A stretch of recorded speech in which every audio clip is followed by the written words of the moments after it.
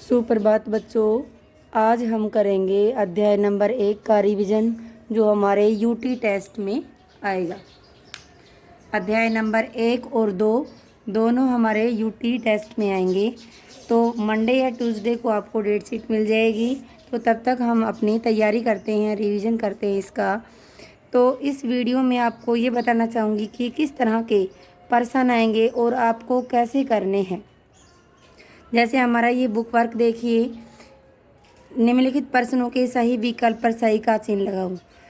ऊपर ये लिखा नहीं आएगा, सिर्फ ये प्रश्न आएंगे। जैसे पहले में ये स्टार्टिंग में खालिस्तान है के द्वारा हम अपने विचार दूसरों तक पहुंचा सकते हैं। इसी तरह से पेपर में होगा। तो बताओ, भाषा, लिपि, व्याकरण या इनमें से कोई नहीं। इसमें ऑप्शन 3 है, पेपर में 4 हो जाएंगे। तो आपको पता होना चाहिए कि किसके द्वारा हम अपने विचार दूसरों तक पहुंचाते हैं। तो किसके द्वारा पहुंचाते हैं? भाषा। तो जैसे हमने भाषा को टिक किया उसी तरह से पेपर में भी टिक करना पड़ेगा। अगर इसकी जगह लिपि की परिभाषा हो तो हम लिपि को टिक करेंगे। अगर व्याकरण की है तो व्याकरण को कर देंगे। अगला देखिए, निम्न में से किस राज्य की भाषा तेलुगु है? किस राज्य में बोली जाती है तेलुगु? आंध्र प्रदेश में, महाराष्ट्र में, केरल में या किसी और राज्य में? तो हमारा सही उत्तर क्या होगा? आंध्र प्रदेश में। तो हम सही का टिक लगाएंगे आंध्र प्रदेश के। अगला प्रश्न है, भारत में कुल कितनी भाषाओं को मान्यता प्राप्त है? 22 को, 36 को, 18 को? तो कितनी भाषाओं को मान्यता प्राप्त है? 22 भाषाओं को। अगला है हमारा प्रश्न, अंग्रेजी भाषा की लिपि क्या है? देवनागरी, रोमन, फारसी? कौन सी है भाई? रोमन सही उत्तर होगा हमारा। अगला प्रश्न है, व्याकरण की सहायता से भाषा कैसी होती है? अशुद्ध होती है, स्वस्थ होती है या शुद्ध होती हैं?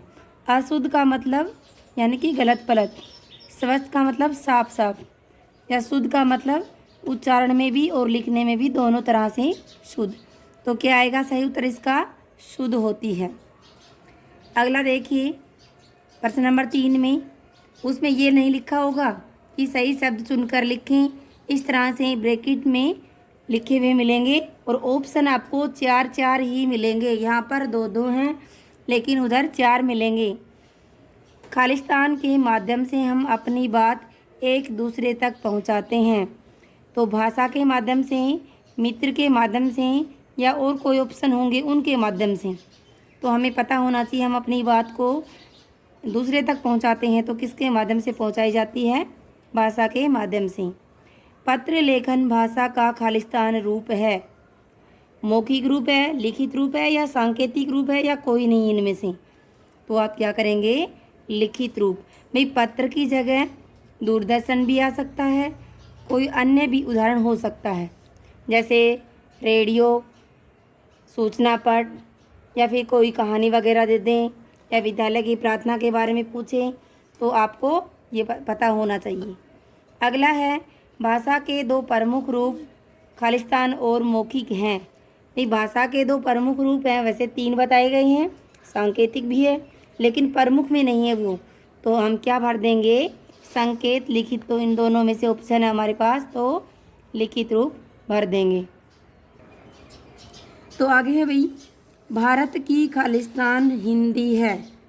भाई भारत की राजभाषा हिंदी है या सांकेतिक भाषा या लिखित भाषा या मौखिक भाषा? कौन सी भाषा है जो हिंदी है?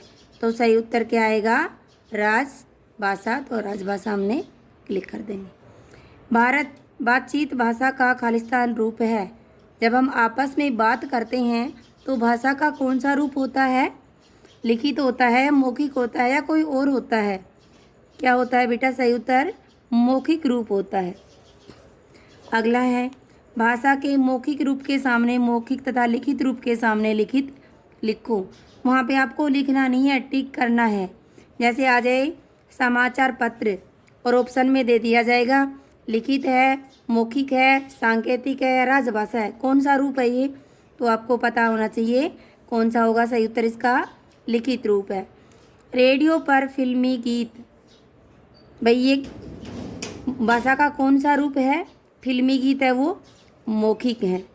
सूचना पट पर परीक्षा फल, सूचना पट क्या होता है? जो जिसको आप इंग्लिश में ब्लैक बोर्ड बोलते हैं, उसके ऊपर, तो वो कौन सी भाषा का रूप हो जाएगा? लिखित भाषा का। दादी द्वारा कहानी सुनाना, कहानी कैसे सुनाई जाती है? बोलकर ही तो सुनाई जाती है, तो कौन सा रूप होगा इसका? मौखिक रूप। विद्यालय में प्रार्थना, प्रार्थना हम कैसे करते हैं? बोलकर करते हैं, लिखकर करते हैं? ये आपको पता होना चाहिए। तो ऑप्शन क्या हो जाएगा हमारा? मौखिक, बोलकर करते हैं।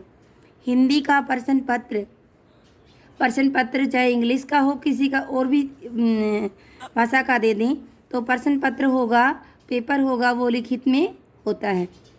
निम्नलिखित भाषाओं की लिपियों के नाम, मैं इसमें तो बता दिया कि पंजाबी की लिपि क्या होती है, और उधर ऑप्शन में मिलेंगी आपको कि गुरुमुखी, फारसी, देवनागरी, रोमन।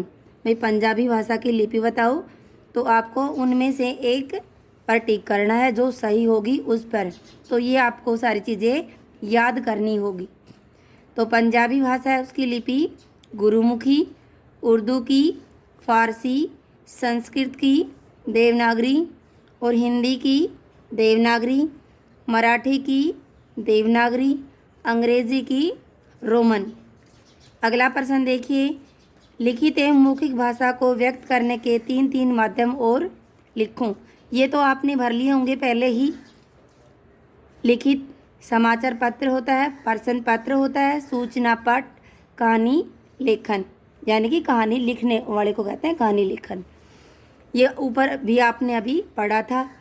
मौखिक में टेलीफोन, ये फ़ोन पर हम बातचीत करते हैं, वो मौखिक रूप है। रेडियो पर गीत आते हैं, जिसको आप इंग्लिश में सॉन्ग कहते हो। प्रार्थना करना, कहानी सुनाना, ये सारे कैसे रूप हैं? मौखिक रूप में। हो सकता है पेपर में इस तरह से आ जाए कि 2-3 ऑप्शन दे दें कि प्रश्न पत्र, रेडियो पर गीत, प्रार्थना करना, तो इनमें से कौन सा रूप भाषा का अलग है, यानी कि लिखित भाषा का कौन सा रूप नहीं है, या मौखिक भाषा का कौन सा रूप नहीं है। तो आपको पता होना चाहिए कि मौखिक रूप क्या होता है और लिखित रूप क्या होता है। अलग करना भी आना चाहिए कि कौन सा है या नहीं है। तो कल करेंगे हम दूसरे अध्याय का रिवीजन, उसके बाद हमारे यूटी स्टार्ट है। तो आशा करती हूँ कि आप अपनी यूटी की तैयारी और रिवीजन भी अच्छे से करके फिर पेपर देंगे। धन्यवाद।